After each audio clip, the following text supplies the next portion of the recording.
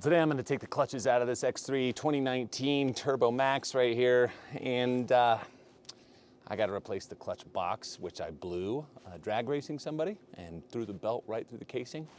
So we're going to take the clutches out to do that. Just kind of go through the whole process, clean the clutches, take a look at everything, see if there's anything else that needs to be repaired, and you know, have a good time. So let's do it. Okay, so one thing I'm definitely going to do is I'm going to just move this sway bar link out of the way. Just unbolt this top piece so I can get in there, because I'm going to be putting the clutch tool about right there, and this thing is definitely going to get in the way. I should be able to do it with the shock in place, so I'm not really too worried about that. But this one's definitely taking up some big space. So really all I'm going to do is remove the outer case cover, obviously, you know, disconnect the hoses on this side, pop that guy out of the way, and then I'll take the clutches out.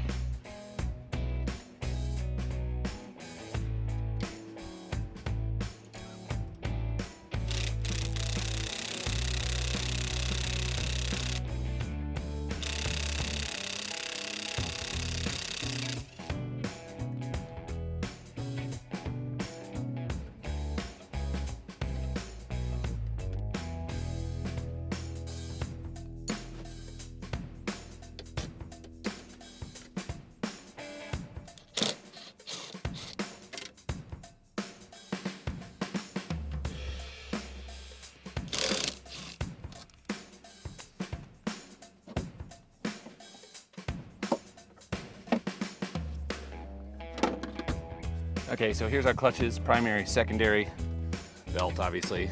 I'm gonna go ahead and put my belt tool on there. I've got the Ibex Stage 3 clutch on this right now, which I do like. And as soon as I get these out of here, I'll show you the how I damaged this case. It's really pretty fantastic.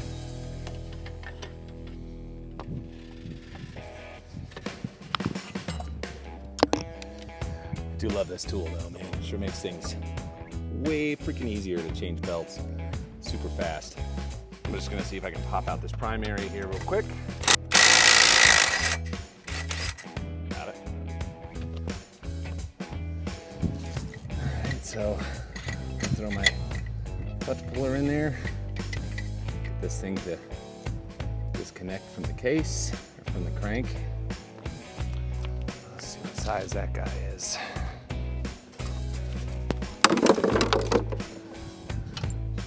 3/4.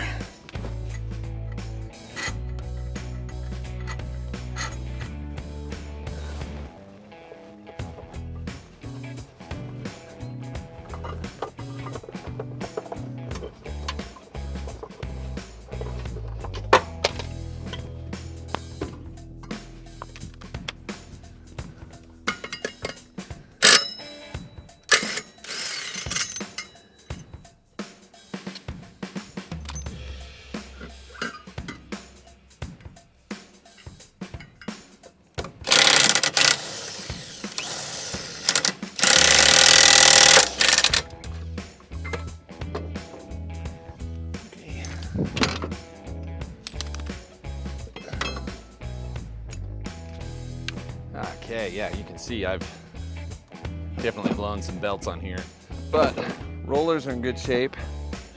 Everything in here looks good. I'm gonna blow this out in a second and score these a little bit, get a little Scotch-Brite on them, and just make sure that we're all cleaned up. I hate blowing belts. It just sucks so bad. So anyway, let's keep going on the case. All right, we're off to 10 mils in here. Go ahead and get these out.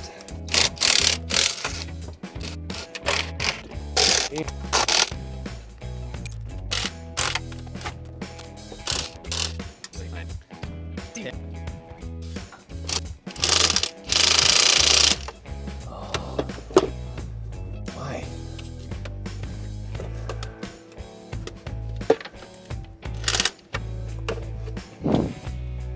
It just not giving me a lot of space to work with there.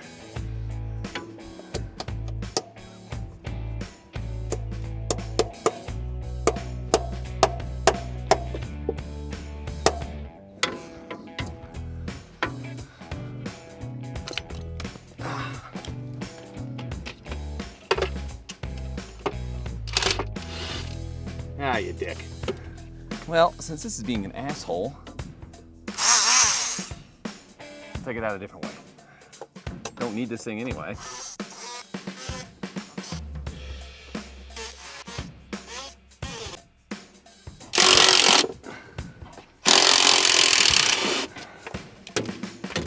Whew. You know what they say. Where there's a will, there's an attorney.